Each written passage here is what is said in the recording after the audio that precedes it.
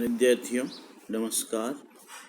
आज हम ऑनलाइन कक्षाओं के अंतर्गत बीए पार्ट सेकेंड के द्वितीय प्रश्न पत्र हिंदी भाषा एवं साहित्य के इतिहास के अंतर्गत आदिकाल की विशेषताओं के बारे में अध्ययन करेंगे। पूर्व में हमने आदिकाल का नामकरण, आदिकाल का साहित्य का अध्ययन किया और उसी क्रम में आज हम अध्ययन कर रहे हैं कि आदिकाल की क्या विशेषताएं उभर कर के आती है, कौन सी ऐसी प्रवृत्तियां हैं जो आदिकाल का प्रतिनिधित्व करती है। आदिकाल नामकरण की दृष्टि से विवादास्पद है। आदिकाल को वीर गाथा काल भी कहा जाता है। ये काल अनेक विरोधी तथ्यों से परिपूर्ण है और इसी कारण से डॉक्टर हजारी प्रसाद द्विवेदी ने आदिकाल को व्याघातों से परिपूर्ण कहा है। फिर भी इस काल में जो साहित्य अर्थात काव्य रचे गए हैं वे अनेक विशेषताओं से परिपूर्ण हैं। तो आज हम बात करते हैं आदिकाल की विशेषताएं या प्रवृत्तियां। पहला बिंदु है युद्धों का चित्रोपम वर्णन या युद्ध वर्णन में सजीवता। आदिकालीन साहित्यकार रण क्षेत्र में भी जाते थे, इसलिए चारण कवियों के युद्ध वर्णन बड़े सजीव लगते हैं। उनके काव्यों में घोड़ों की टाप, हाथियों की सिंगाड़, वीरों का सिंहनाद तथा तलवार की झंझनाट के अनेक बिंब उपस्थित किए गए। युद्ध कौशल और युद्ध के दृश्यों के चित्रण में ये काव्य इतने संपूर्ण हैं कि इस क्षेत्र में इनकी स्पर्धा करने वाले अन्य काव्य दिखाई नहीं देते। युद्धों की विभीषिका, शस्त्र झंकार, वीरों का उत्साह, गति, त्वरा, ओज, रक्तपात और युद्ध कौशल का ऐसा बिंबग्राही चित्रण अन्यत्र दुर्लभ है। इसका कारण यह है कि इन काव्यों के रचयिता प्राय चारण कवि थे। ये चारण कवि केवल कलम के ही सिपाही नहीं थे बल्कि तलवार के भी धनी थे। वे अपने आश्रयदाताओं की प्रशंसा करने में तो सिद्धहस्त थे ही, वीर काव्य के द्वारा उन्हें युद्ध में जाने की प्रेरणा भी देते थे और स्वयं भी तलवार हाथ में लेकर युद्ध भूमि में वीरता का प्रदर्शन करते थे। युद्ध उत्साह के लिए उल्लेख किया गया है 12 बरस लो कूकर जिए और 13 लो जिए, बरस 18 क्षत्रिय जीवे, आगे जीवन को धिक्कार। ये पद प्रकट करता है कि तत्कालीन समय के चारण कवि अपने आश्रयदाताओं को युद्ध के लिए उत्साहित करते थे, प्रोत्साहित करते थे। इस तरीके से हम ये देखते हैं कि तत्कालीन काव्य में युद्धों का सजीव वर्णन प्रस्तुत किया गया। दूसरी विशेषता है वीर तथा श्रृंगार रस का समन्वय। आदिकालीन काव्य में वीर रस के साथ साथ श्रृंगार रस का भी सुंदर निरूपण दिखाई देता है। अधिकतर युद्ध किसी न किसी सुंदरी स्त्री को लेकर ही लड़े गए हैं, अतः उद्दीपन रूप में श्रृंगार का मनोहर चित्रण इस काव्य धारा में हुआ है। उस समय राजपूत जाति युद्ध को अपना धर्म समझती थी। उस समय ये प्रचलित था कि 12 बरस 18 क्षत्रिय जीवे, आगे जीवन को धिक्कार। इस तरह हम देखते हैं कि तत्कालीन साहित्य में वीर रस के साथ साथ श्रृंगार रस का भी अनोखा चित्रण हमें देखने को मिलता है। वीर रस में तो सर्वत्र युद्ध उत्साह से सजे वीरों की स्तुतियां होती थी। राज्य प्राप्ति और विस्तार के लिए भी युद्ध किए गए, किंतु नारी के कारण भी इस काल में अनेक राजाओं ने युद्ध किए। नारी की पायल के साथ वीरों की तलवारें झनकार करती थी। नारी के सौंदर्य चित्रण, उनका नक्शेगत वर्णन और वासना का अंकन कवियों ने मानसल दृष्टि से किया है। इस तरह हम ये देखते हैं कि तत्कालीन समय में वीर रस के साथ साथ श्रृंगार रस का भी समन्वय हुआ है। कल्पना का आधिक्य। तत्कालीन समय में जो साहित्य लिखा गया उसमें कल्पना की अधिकता है और इतिहास को तोड़ मरोड़ कर प्रस्तुत किया गया है। कहने का आशय यह है कि आदिकालीन साहित्य में ऐतिहासिकता का निर्वाह कम हुआ है। चारण लोग अपने आश्रयदाताओं की प्रशंसा में उनका युद्ध ऐसे राजाओं के साथ भी बता देते थे जो उनके समकालीन नहीं थे। इससे ये प्रकट होता है कि ऐतिहासिकता का अभाव आता है। वैसे हम ये देखते हैं कि रासो ग्रंथों में जिन ऐतिहासिक महापुरुषों और घटनाओं का उल्लेख किया है वह वर्णन हमारे इतिहास से मेल नहीं खाता है। इन काव्यों में जो सन, संवत या तिथियां दी गई है वे भी इतिहास में उपलब्ध तिथियों से भिन्न हैं।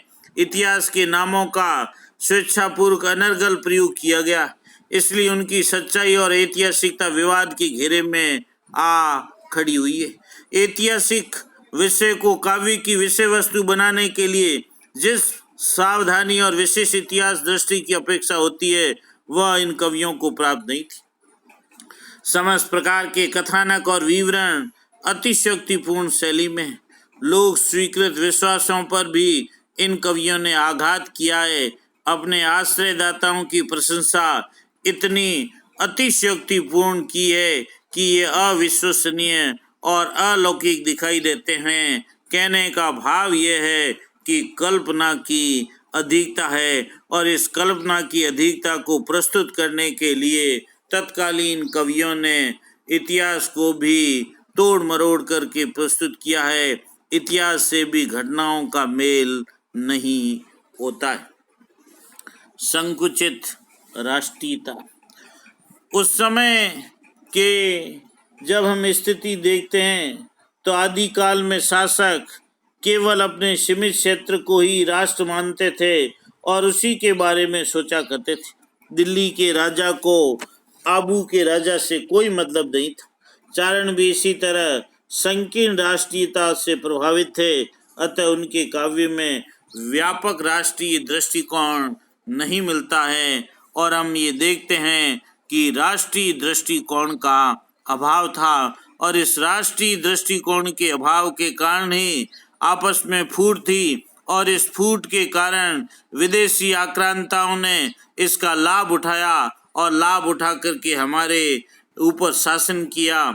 इस तरह हम देखते हैं कि आदिकाल के रासो काव्यों से इसी संकुचित राष्ट्रीयता का बोध होता है। जन जीवन का अभाव। कहने का भाव है जनता से दूर सामंतों का साहित्य। आदिकालीन साहित्य में केवल युद्ध व श्रृंगार का ही वर्णन है। उस समय जनता की सामाजिक दशा व उनके जीवन मूल्य कैसे थे इनसे उनको कोई सरोकार नहीं था। कहने का भाव यह है कि तत्कालीन कवियों ने जनता की सामाजिक दशा व उनके जीवन मूल्यों का किसी तरह का कोई चित्र नहीं किया। किस तरह की परंपराएं व आस्थाएं प्रचलित थी ऐसा कुछ भी उस साहित्य में नहीं मिलता है। आदिकालीन साहित्य को इसलिए तत्कालीन समाज का दर्पण नहीं कहा जा सकता है क्योंकि वह उसमें जन जीवन का अभाव था और ये साहित्य जन जीवन से दूर सामंतों का साहित्य कहलाता है। इस तरह से हम देखते हैं कि आदिकालीन साहित्य में जन जीवन का अभाव था। रासो काव्य का सृजन। रासो काव्य का सृजन उस समय के का अधिकांश रचनाएं रासो परंपरा की है, जैसे पृथ्वीराज रासो, खुमान रासो, बीसल देव रासो, हमीर रासो, ये परमाल रासो, ये सभी रचनाएं रासो काव्य परंपरा की है। इन रासो काव्यों में चमत्कार, शौर्य, इतिहास, कल्पना और प्रेम का अद्भुत सामंजस्य मिलता है और हम ये देखते हैं कि तत्कालीन समय में अधिकांश रचनाएं रासो परंपरा में लिखी गई है और ये रासो परंपरा जो उसकी व्युत्पत्ति है, गारसाद तासी ने रासो का संबंध राजसूय यज्ञ से किया है। रासक शब्द की ध्वनि, क्रीड़ा, गर्जन, विलास आदि अनेक अर्थ होते हैं। आचार्य शुक्ल ने रासो शब्द की उत्पत्ति रसायन शब्द से स्वीकार की है। कुछ लोग इसे रहस्य शब्द से मानते हैं और कुछ विद्वान इस शब्द का अर्थ राजस्थान और ब्रज भाषा के रासो शब्द से जोड़ते हैं, जिसका अर्थ लड़ाई झगड़ा होता है। कथानक रूढ़ियों का प्रयोग। आदिकालीन रासो ग्रंथों में छंद क्रांति के अतिरिक्त कथा कहने की भी कुछ शिल्प पद्धतियां प्रस्तुत की गई। इनमें कथानक रूढ़ियों का महत्व है। रासो ग्रंथों में इस प्रकार की कथानक रूढ़ियों का विशेष प्रयोग मिलता है। सुख, दूती, देवी शक्तियां आदि इन रूढ़ियों के साधन रहे। ये रूढ़ियां अपभ्रंश साहित्य में भी मिलती है। संस्कृत साहित्य भी इनसे अछूता नहीं रहा। अतः हिंदी के समकालीन साहित्य में इनका प्रयोग काव्य रचना की ही एक परंपरा का अंग है। इन रूढ़ियों में संवाद शैली महत्वपूर्ण रूढ़ि, संवाद की रूढ़ि को अपनाया गया है। डिंगल भाषा। चारण कवियों ने साहित्य रचना डिंगल भाषा में की है। डिंगल उस समय साहित्यिक राजस्थानी जी जो कि वीर रस के पूर्ण रूपेण अनुकूल थी। इस भाषा में संस्कृत, पाली, अपभ्रंश, फारसी, अरबी आदि के भी शब्द थे। तो वीर रस से पूर्ण साहित्य सृजन करने के लिए तत्कालीन समय में डिंगल भाषा का प्रयोग किया जाता था। काव्य रूप, प्रबंध और मुक्त। रासो काव्य प्राय दो शैलियों में प्रस्तुत किए गए, प्रबंध काव्य और मुक्तक काव्य। प्रबंध काव्यों की श्रेणी में खुमान रासो, अमीर रासो, पृथ्वीराज रासो तथा मुक्तक की श्रेणी रासो और परमाल रासो आदि उल्लेखनीय है। आदिकाल में गद्य काव्य तथा दृश्य काव्य का सर्वथा अभाव दिखाई देता है। परमाल रासों में वीर गीत है जो मुक्तक काव्य के ही अंतर्गत आते हैं। इस तरह हम देखते हैं कि आदिकालीन साहित्य दो रूपों में है, एक प्रबंध रूप में और दूसरा मुक्तक रूप में। छंद एवं अलंकार विधान।